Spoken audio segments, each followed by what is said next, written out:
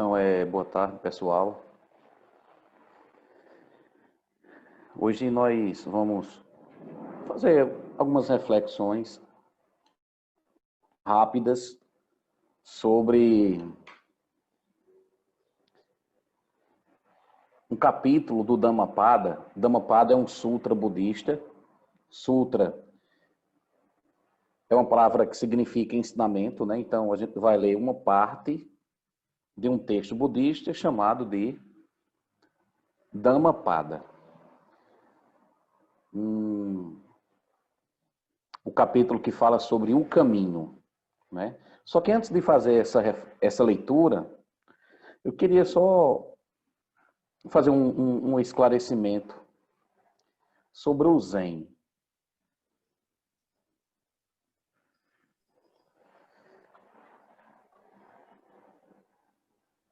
O Zen é uma tradição religiosa, filosófica, que tem como... A gente pode dizer que o objetivo da prática, o objetivo final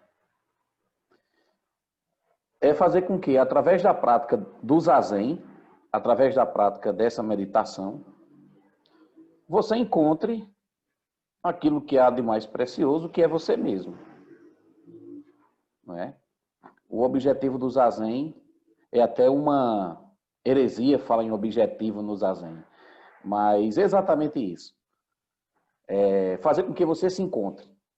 E uma vez que você se encontre, você consiga morar no momento presente. Estar com você aqui e agora. Não é? E você, de maneira que você consiga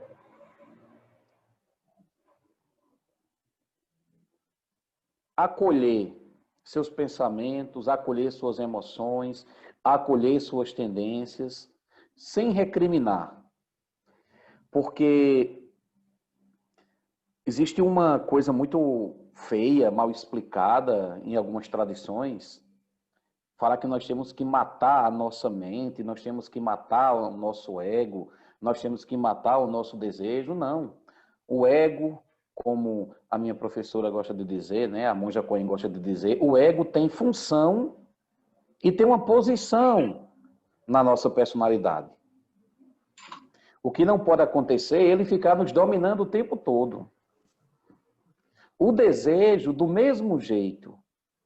Ninguém tem que matar o desejo. Nós devemos saber como conviver com os desejos que nós temos. Desejo de qualquer que seja. Até a aspiração para a libertação do sofrimento. Não é? Então, o Zen é uma tradição religiosa, filosófica, que tem como objetivo promover um autoencontro. O Zen não quer que você veja um Buda na sua frente, que você veja um anjo. Não, o Zen quer que você se encontre. Porque você é o ser mais precioso que existe. E a partir de você mesmo, que você vê o mundo, que você sente o mundo, que você se relaciona com o mundo. Por isso que esse ser precioso, que somos nós mesmos, precisa estar bem. E precisa habitar o momento presente. Eu falo isso já faz tempo nessas práticas online. E também é sobre isso que nós vamos conversar sábado que vem, pela manhã e à tarde, no nosso retiro de estudo e também no nosso retiro de prática. O que o Zen ensina de maneira objetiva, direta, é uma forma que nós podemos usar o nosso dia a dia para fazer as transformações que nós queremos fazer, sem necessariamente ser uma pessoa religiosa. O Zen, eles nos dá a ferramenta para isso. Tem uma monja Zen nos Estados Unidos, ela morreu, acho que foi em 2011, chamada Charlotte Jokubeck. Tem livros dela, você consegue baixar no Google. E ela diz uma coisa que é sensacional. Ela diz que quando ela conheceu o Zen, quando ela entrou no Zen, quando ela começou a praticar o Zen, ela tinha dificuldades de saber o que é vida comum e o que era vida religiosa. Não tem diferença. Ou seja, a prática espiritual, que é o nosso tema do retiro, ela é feita a partir da nossa vida comum. E nesse retiro a gente vai ensinar, fazer reflexões para a gente consiga perceber a importância do nosso dia a dia. A importância de cada palavra, a importância de cada gesto, de cada ação ou de cada vez que a gente não toma nenhuma atitude. Porque as transformações que a gente deve fazer na nossa vida não é uma coisa lá na frente. Porque lá na frente vai ser um reflexo disso aqui. Nós temos que saber utilizar esse dia a dia. E eu me lembro muito bem, uma vez, quando eu estava no treinamento lá, na Monja Coen, ela disse justamente assim. Ela disse, o objetivo do Zazen é fazer com que você fique presente. Fique aqui e agora. Que, infelizmente, é uma coisa que a ciência diz, nem sempre nós estamos aqui, pessoal. Mas bom para mim também. E é interessante que você precisa perceber rapidamente que esse seu dia a dia comum, como o mestre Dogen fala, é cheio de luz. O mestre Dogen, ele fala justamente isso. A minha vida comum é a minha vida iluminada. Ela é cheia de luz. É como eu vivo. Eu não preciso ter muitas coisas. Eu não preciso fazer viagens longas para ter experiências. É como eu vivo.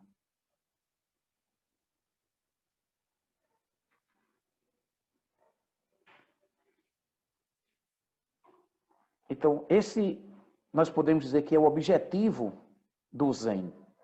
É fazer com que você encontre você mesmo. Eu me lembro que nós fizemos um retiro aqui em 2015 ainda, logo quando abrimos a Casa Templo, e uma praticante, ela, tia Ellen, né, Gincan, ela criou uns espelhozinhos e por trás do espelho ela colocou uma frase assim, eu diante de mim mesmo. Porque é isso que a gente está o tempo todo. E esse mim mesmo, esse eu, ele precisa estar bem, pessoal. E nós não precisamos sofrer para ficar bem. O sofrimento não é necessariamente o caminho para a gente ficar mais inteligente e mais sábio. A sabedoria dos mestres, elas existem justamente para fazer com que a gente não sofra. Eu não estou falando só do Buda, eu estou falando de Krishna, de Maomé, de Jesus, de muitos outros que tem. Aliás, no budismo a gente aprende que existem tantos Budas quanto areias do rio Ganges. Todos nós somos seres iluminados. Agora nós precisamos acessar essa iluminação. E essa iluminação ela não é buscada fora, essa iluminação ela é buscada justamente no aqui e no agora. Por isso que a vida comum ela é tão importante. E eu preciso saber utilizá-la.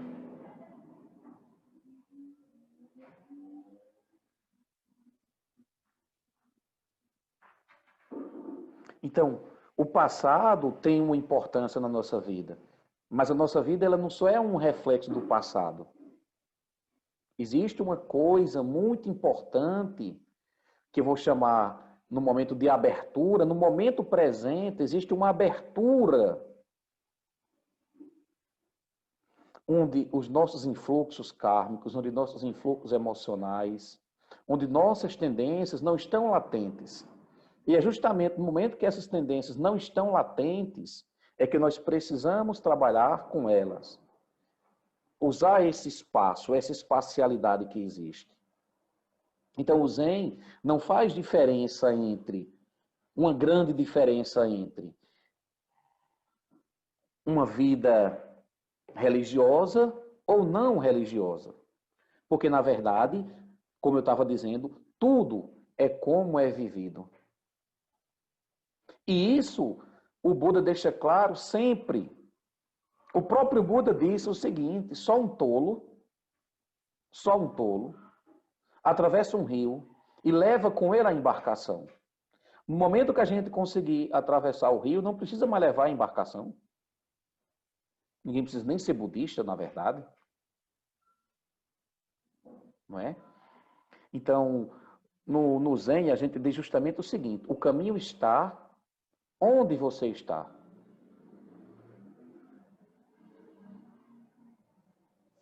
O pico da montanha é onde os meus pés estão. Ou seja, o local de prática, o local sagrado, é justamente onde nós estamos.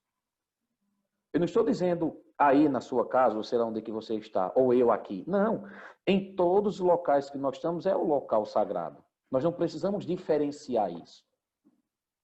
Não, isso é sagrado, isso não é sagrado. Não, tudo é sagrado.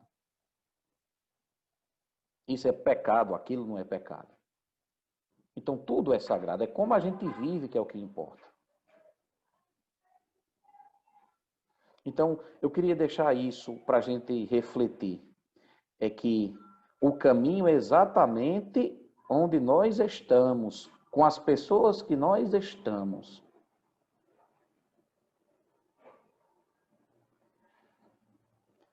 E o capítulo que eu escolhi para ler fala justamente sobre o caminho. E no Dhammapada, no capítulo 20, diz o seguinte: o melhor dos caminhos é o nobre caminho óctuplo. As melhores verdades são as 4 nobres verdades. O melhor dos estados mentais é o não apego. O melhor entre os homens e mulheres, como diria minha professora nesse momento, é o que purificou os obscurecimentos da mente, alcançando assim a sabedoria. Segue por este caminho e assim derrotarás a ilusão. E o Buda fala: tendo eu mesmo realizado o caminho que remove o espinho dos obscurecimentos, apontei para ti. O que foi que os mestres da humanidade fizeram ao longo da história? Isso. O que foi que Jesus fez? Justamente isso. Jesus até disse, dai a César o que é de César. Mostrai a outra face. Os mestres apontaram um caminho. Eles não podem fazer por a gente. Mas eles disseram tudo que nós precisamos fazer. Afinal de contas, nós temos a mesma natureza deles. Os cristãos gostam muito de falar justamente isso, que nós somos a imagem e semelhança de Deus. É exatamente isso. Os budistas dizem que nós temos a natureza de Buda. Existe aí uma correlação importante. Os Budas são meros exemplos. Seguindo pela senda da virtude, os meditadores libertam a si mesmo da sujeição da ilusão. Todas as coisas condicionadas são impermanentes. Aquele que realiza essa verdade liberta-se da escravidão do sofrimento. Este é o método para a purificação.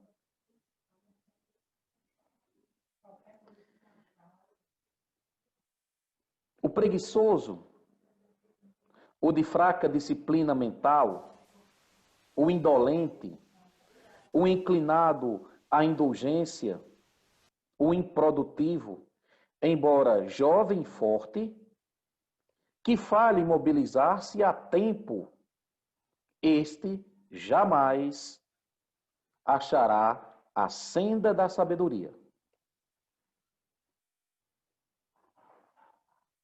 Precisamos, portanto, nos esforçar.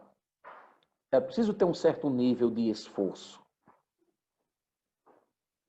É preciso saber se colocar diante das situações para fazermos um esforço inteligente. Atenta às tuas palavras. Domina a tua mente. Compromete-te com o que é bom. por tal intermédio, pratica e realiza o caminho seguido e deixado pelos sábios. A sabedoria nasce da meditação. Não meditar é atraso. Pessoal, por que o Buda fala isso? É justamente o que a ciência hoje diz. Quando a gente faz zazen, quando a gente medita, nós passamos a acessar a nossa mente. E é justamente nessa mente que nós vivemos.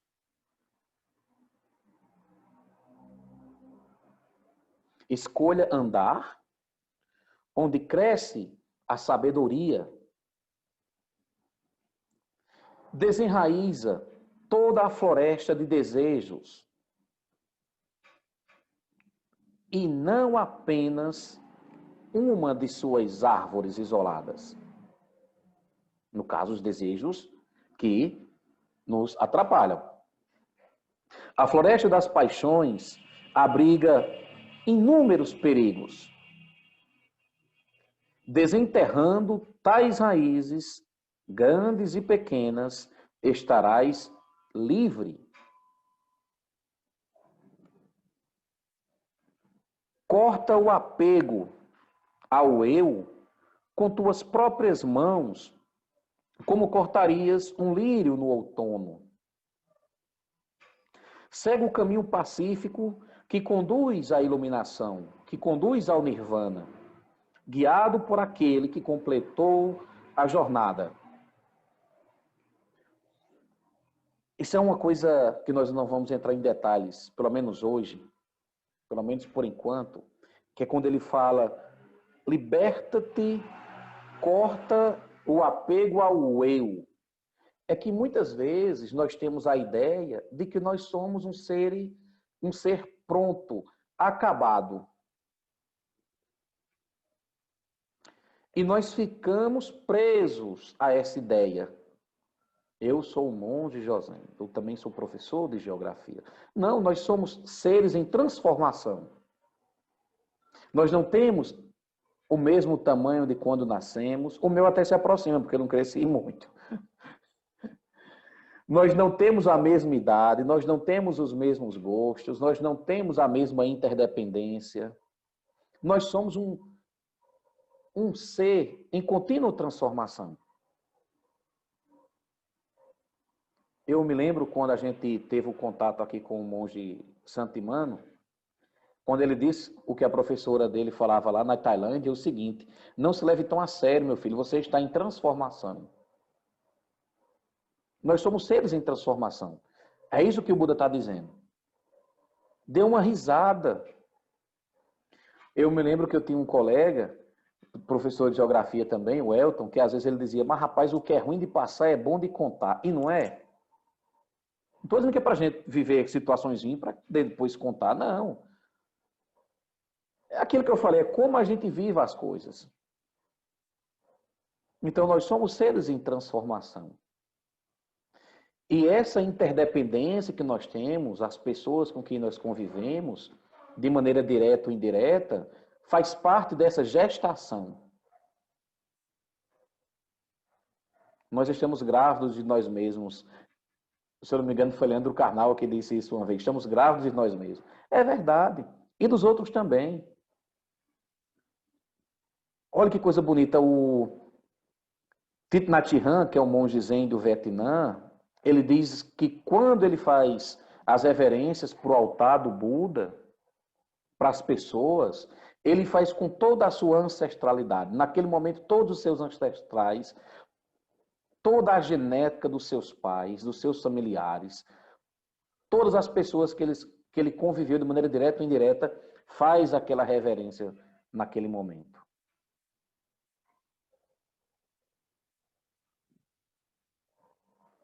Quando a morte chega, nem filhos, nem pais, nem entes queridos podem nos oferecer qualquer ajuda ou guarida. Hoje eu escutei uma frase que doeu em mim. Foi assim: Eita, ontem por uma hora dessa, a casa aqui estava cheia. Hoje essa casa está vazia. Mas a pessoa demonstrava que estava tão sofrida que uma frase que eu tinha para dizer não saiu. Eu simplesmente guardei a palavra para dizer no momento mais oportuno. Porque é isso que os Budas dizem. No momento da nossa morte, nós vamos entrar no reino da morte a sós. A sós no sentido físico da coisa. E para encerrar, os sábios adotam a boa conduta, sem se desviarem da boa ação. Desta maneira, eles abrem o caminho em direção ao nirvana, em direção à iluminação. Que os méritos de nossa prática se estendam a todos os seres, que possamos nos tornar o caminho iluminado.